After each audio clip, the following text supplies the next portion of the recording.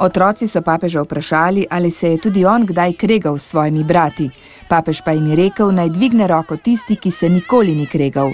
Vsi smo se kdaj kregali, je dejal papež, saj je to del življenja. Na koncu pa se je pomembno spraviti. Ne končati dneva, brez da bi se spravili, je dejal papež.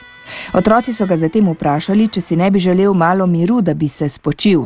Biti med ljudmi ti ne vzame miru, je poudaril. Mir izgubimo, ko se nimamo radi med seboj. Mir nam vzame ljubosumje ali pa, če drugim jemljemo njihove stvari. Biti z ljudmi pa je lepo, to ti ne vzame miru. Sicer te malo utrudi, ampak ti ne vzame miru. Po vprašanju fanta iz Egipta se je papež vprašal, zakaj si mogočneži ne želijo miru, ker živijo od vojn. Gre za industrijo orožja. Oblastniki zaslužijo veliko s prodajo orožja obema stranema. To je industrija smrti, je poudaril papež. Nevarno je namreč, ko sistem kroži okrog denarja in ne okrog človeka. Temu pa sledijo vojne.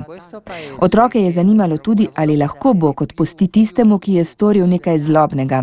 Bog odpusti vse. Mi smo tisti, ki ne znamo odpuščati, je dejal papež. Pogosto namreč tega nismo sposobni. Lažje je napolniti zapore, kot pa pomagati tistim, ki so zgrešili pot, iti naprej.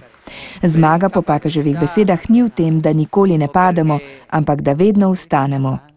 V nagovoru otrokom je tudi poudaril, da je za mir treba trdo delati. Gradimo ga z ljubeznijo in bližino.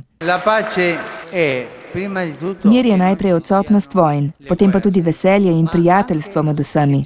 Vsak dan naj bi bil korak naprej proti pravičnosti, da ne bi bilo lačnih in bolnih otrok, ki nimajo možnosti zdravljenja.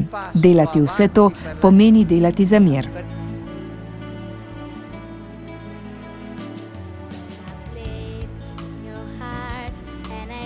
That it is love.